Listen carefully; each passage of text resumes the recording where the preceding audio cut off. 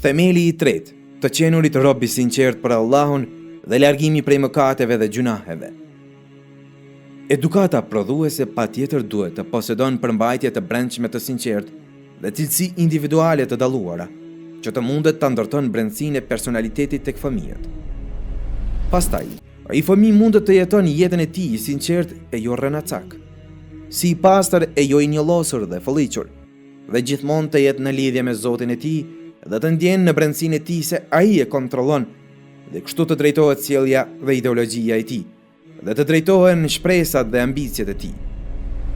Muadh ibn Jabal një ditë u fal me pejgamberin sallallahu alaihi wasallam dhe pas namazit i tha: Pejgamberi sallallahu alaihi wasallam Muadhit: O Muadh, pasha Allahun të dua për hir të Allahut. Prandaj mos harro që pas çdo namazit të thuash: O Zoti im, më ndihmo mua në përmendjen tënde, në falenderimin ndaj teje dhe në formën e mirë të adhurimit. Pra, ai sallallahu alaihi wasallam i mësonte se adhurimi është mirësi, begati dhe fisnikëri prej Allahut azza wa jall. Dhe s'është përpjekje prej njeriut ose aktivitetit trupor, por është mbarësi hynore. Të gjithë janë nevojtar për mbarësinë e Zotit të tyre, që t'i lehtësohet adhurimi i pranuar. Po ashtu, e mësonte se adhurimi kërkon përhershmëri në kërkimin e ndihmës prej Allahut.